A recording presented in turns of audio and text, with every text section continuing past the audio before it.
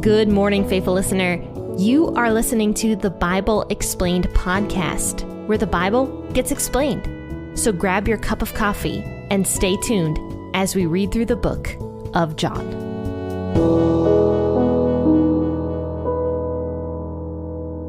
Hi, faithful listeners. This is Jenn here. Thank you for tuning in to today's episode on this lovely Thursday morning. It is rainy here where I'm at. We had some storms a little bit, but nothing too serious. They were actually claiming that the storms were going to get pretty serious, but I didn't really experience many storms here where I live. But let me know how all of you guys are doing. Let me know what the weather is like where you live. Contact me and introduce yourself. You're going to find my contact information in the bio of the podcast episode. And also go over to my YouTube channel because I know I'm doing something right, because people are kind of mad at me. I had quite a bit of pushback on my newest video that I uploaded. It was discussing God's kill count and why it's a stupid argument. So I'm going to link that also in the description of the podcast episode. Go over to the YouTube channel and support me and also P40 Ministries over there as well. And also the Bible Explained podcast. All the old episodes are being uploaded to YouTube as well, so you can listen to everything over there. Today, let's read John chapter 12, verses 1 through 11 today. I'm going to be reading out of the WEB version as I always do. Please feel free to grab the version of the Bible that you prefer to read out of, and also let me know what your favorite version of the Bible is. When you contact me, answer this question: what is your favorite version of the Bible? So I'm going to be reading out of the WEB. Make sure to grab your cup of coffee or your cup of tea. That rhymed. And let's jump into this together. Then 6 days before the Passover, Jesus came to Bethany, where Lazarus was, who had been dead, whom he raised from the dead. So they made him a supper there. Martha served, but Lazarus was one of those who sat at the table with him. Therefore Mary took a pound of ointment, of pure nard, very precious, and anointed Jesus' feet and wiped his feet with her hair. The house was filled with the fragrance of the ointment. Then Judas Iscariot, Simon's son, one of his disciples who would betray him, said, "Why wasn't this ointment sold for 300 denarii and given to the poor?" Now he said this not because he cared for the poor, but because he was a thief. And having the money box, he used to steal what was put into it. But Jesus said, "Leave her alone. She has kept this for the day of my burial. For you always have the poor with you, but you don't always have me." A large crowd, therefore, of the Jews learned that he was there, and they came, not for Jesus' sake only, but that they might see Lazarus also, whom he had raised from the dead. But the chief priests conspired to put Lazarus to death also, because on account of him, many of the Jews went away and believed in Jesus.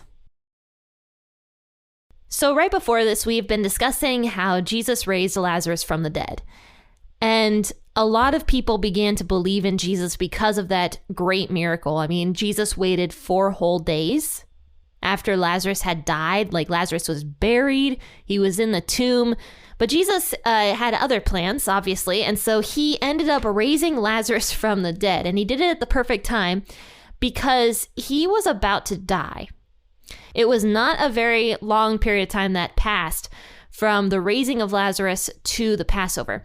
Now, we don't know exactly how long it was, but it does not seem like a very long period of time at all. In my personal opinion, this is just me throwing a number out, I would guess like a month maybe beforehand, because that would give a lot of people time as well to tell the story of Jesus healing Lazarus from the dead. You'll actually notice, especially in the other Gospels, that Jesus was kind of private with a lot of his miracles that he did up until a certain point. And he would tell people to actually be quiet after he healed them or something. He'd be like, "Now, don't tell anybody. Just go to the priest, have him look at you and declare you healthy," or something like that. But he'd say, "Don't tell anybody that this happened."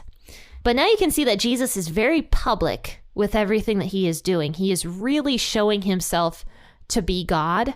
He is really showing the people of his time period that he is the Messiah, for sure, with all of these different miracles that he's doing. And this is because Jesus' time to die was getting very close. And because he was about to fulfill the purpose that he had came to earth to do, now was the perfect time for people to start believing in Jesus as their savior. And it actually said that the multitudes that saw Jesus heal Lazarus from the dead began to believe in Jesus. It said many believed in him. Not all of them. Many did. Some of them went away and told the Pharisees that Jesus had, healed Lazarus from the dead. And the Pharisees weren't too happy about it, even though they totally believed it. They were like, yes, Jesus did in fact, rise somebody from the dead, but we're not going to believe in him. And it says that they believed it because they were like, he's doing all these great miracles and he's going to, cause us to lose our position here in the temple or something like that. They weren't too happy about Jesus rising to popularity. Now, after the Pharisees knew about Jesus doing this fantastic miracle of raising Lazarus from the dead, Jesus actually departed and hid in a little city called Ephraim for a while. We don't know how long. It wasn't too long, but he went to go hide there because it wasn't yet time for him to die. I do believe that Jesus had every intention of dying on Passover, just due to the prophets before him, claiming that he was a lamb set out to slaughter, which is a perfect representation of the Passover lamb, right? That the Israelites would sacrifice every single year on Passover. So I think Jesus had every intention, no matter what, of dying, of giving his life up on the Passover. So now, 6 days before Passover, Jesus came to Bethany where Lazarus was. So Jesus healed Lazarus from the dead. He came to Bethany. That's where Lazarus, Martha, and Mary lived. And I like that John makes the distinction where Lazarus was, who had been dead, whom he raised from the dead. So John is making it very clear to everybody reading this that Lazarus was alive and well. So they made him a supper there. So Jesus got a supper from Martha and Mary. And I love this because it says Martha served. That is very like Martha. You remember the stories before where Martha very much is the doer. She's the servant. So Martha served. Lazarus was one who sat at the table with Jesus. But Mary, once again, is like off doing her own thing, which obviously what Mary was doing here was the better thing. Mary was very much worshiping Jesus. And every single time we see Mary and Martha together, Martha's serving, Mary is worshiping Jesus in some way. And even Jesus himself says that Mary chose the better. Now, don't get me wrong here, though. Martha was, in fact, serving Jesus. And perhaps in her way, this was Martha worshiping Jesus because she was a doer. She was a servant. And so she was serving Jesus, serving him this delicious meal that she cooked. And Mary was once again not helping Martha serve, though. It says, Mary took a pound of ointment of pure nard, very precious, and anointed Jesus' feet and wiped his feet with her hair. So this nard was extremely expensive to acquire. It was very, very expensive. And it would have been worth a whole year's wages. Like the average person, I don't know what the average person makes here in America. I feel like I looked this up last time I talked about this story. But just think about the average income of America for the entire year. Let's just say it's like 70. I don't know if that's right. Let me look. Oh, wow. I was pretty close, actually. The median U.S. income in 2021 was $69,717. So yeah, it's about $70,000 a year is the average median income.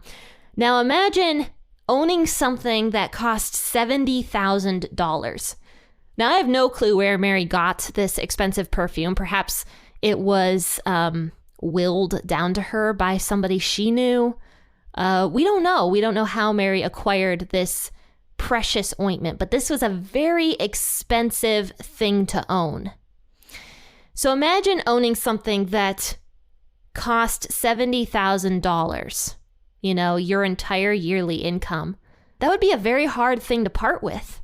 But Mary parts with the entire thing. It says she took the pound of the ointment, and this would not be like a typical American pound, I don't think. I think this is a Roman pound, which was about 12 ounces. 1 pound equals 12. Oh, wait, I guess it's the same, isn't it? 340 grams. Okay. So she had about a pound of the ointment of pure nard, very precious. She anointed Jesus' feet and wiped his feet with her hair. We do know that she was crying also. There's another account of this story where Mary, anointed Jesus's feet, and she was crying and kissing his feet. So this nard would have been a very difficult thing to part with, I think, for somebody. But think about what Jesus had just done for this family. Jesus had just raised Lazarus from the dead. Like Mary's brother, whom she probably loved very much, was back. He was back. And like Jesus did that for their family, not to mention other things Jesus did for that family, just with his teaching and preaching and saving their lives.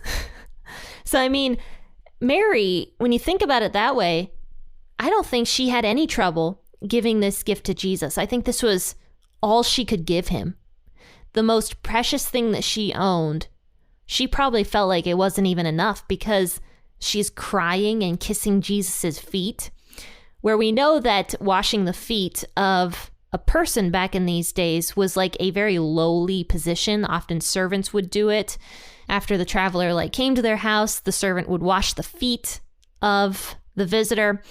So Mary was absolutely okay with prostrating herself in this lowly position to give Jesus the best gift that she could possibly give him, while also kissing his feet, crying on his feet, and wiping his feet with her hair. It says the house was filled with the fragrance of the ointment. So this was a very emotional scene of Mary just giving her all to Jesus, very publicly, very unafraid of what people would think of her. This was Mary giving her all and expressing all of her emotions of thanksgiving to Jesus. But Judas, we know Judas, don't we? He was one of the disciples. He obviously was the person who was going to betray Jesus. And so he gets mad that Mary is wiping Jesus's feet with that beautiful nard ointment. He says in verse 5, "Why wasn't this ointment sold for 300 denarii and given to the poor?" And John makes this really funny distinction, actually, which John often does. John was a tattletale. Out of all of the Gospels, John would name names for the stories. That's how we know that Peter was the one who cut off the ear, actually. None of the other Gospels said which disciple cut the ear off of the servant, but John was like, "Oh yeah, that was Peter, by the way." Oh, it's funny. Okay, so John says that Judas was a scumbag, basically. He would take money out of the treasury. He was the treasurer of the group. He kept the money, and so he was helping himself every once in a while from the money bag. So he gets mad that Mary took a pound of this precious ointment worth a whole year's wages back in those days and just apparently wasted it on Jesus's feet. Now, the reason he was angry was because he wanted Mary to sell all of that ointment that was worth so much money, and he wanted her to give the money to Jesus so that he could keep it in the treasury for himself and take out of it, dip his hand in there every once in a while and take from that money, because that's what it says here. Now, he said this not because he cared for the poor, but because he was a thief having the money box, and he used to steal what was put into it. So Jesus said to Judas, "Leave her alone." It's pretty strong words. I think a lot of people don't think Jesus used strong words, but that's strong words. Leave her alone. She has kept this for the day of my burial. You will always have the poor with you. You don't always have me. And that's funny because that's the verse of the day today on YouVersion. You will always have the poor with you. You don't always have me. I don't think the disciples would have understood probably what Jesus was saying here. A lot of them didn't understand that Jesus had to die, but poor still exist. We still have the poor with us, but we don't have Jesus's presence here on earth with us anymore. Now, we know right after this, even though John does not specifically state it right here, we know that Judas, directly after Jesus confronted him publicly, he went out and found the Pharisees and told them, "Hey, I'm going to go betray Jesus for you guys if you give me some money for it." I've talked before about why Judas did that. We don't exactly know the direct motivation. Obviously, Judas was being influenced by Satan, and we know that Satan did enter into Judas at one point. But as far as why Judas went at this specific time, and for what reason, we're not 100% sure of that, but people like to speculate and stuff. Personally, I do think it's because Jesus rebuked Judas publicly here, and it's also potential that Judas's dad was at this. We've talked about that before on the podcast, and Judas was embarrassed that Jesus rebuked him publicly. After this, it says to conclude in verses 9 to 11, a large crowd, therefore, of the Jews learned that he was there, and they came, not for Jesus' sake only, but that they might see Lazarus, whom he had raised from the dead. So, of course, this miracle that Jesus did was getting out, and all the multitudes that are beginning to come into Jerusalem for the Passover dinner want to see Lazarus. They're hearing that he had been raised from the dead, and so they want to see that he's alive and well.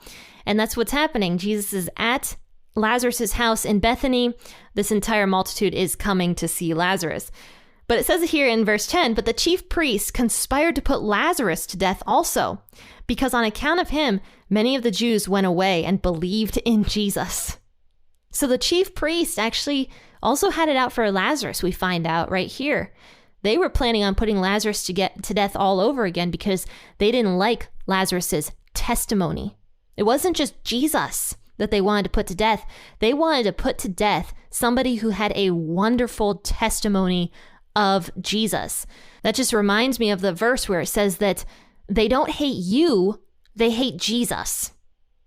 It's not necessarily you that they hate, it's your words that are testifying Jesus. It's your testimony. So anybody that is anti-God, anybody that is an anti-Christ, because we know that there are many anti-Christs, they are going to try to shut you down. They're going to try to shut down your words if you believe in Jesus and if you profess Jesus, because what is actually happening is that they hate Jesus. They hate Jesus, so they're going to attack you, even though they don't have a personal gripe against you, other than the fact that you profess Jesus. And that's the same thing here with these Pharisees. They wanted to put Lazarus to death because of his testimony of Jesus. But of course, Lazarus was protected, just as you and I are protected through Jesus when we give our testimonies to people. You never know who they're going to help. So don't stop speaking your testimony just because somebody has it out for you. Don't do that. Keep professing Jesus. Keep telling your testimony publicly to people. Don't let them shut you down. Because just like Lazarus, where he helped so many people, it says on account of him, many of the Jews went away and believed in Jesus. Just like Lazarus, who had a wonderful testimony of Jesus's power, was able to help people begin to believe in Jesus. You never know how your testimony is going to touch people. You never, ever know. Let me know if you guys got your coloring books and if you are enjoying them and going through them with your kids or by yourself. Show me a picture of how you colored some of the illustrations in there. I'd love to see those, and maybe I will feature them on my Facebook page. Faithful listeners, I will see you all tomorrow for an episode out of Deuteronomy. Happy listening, and God bless.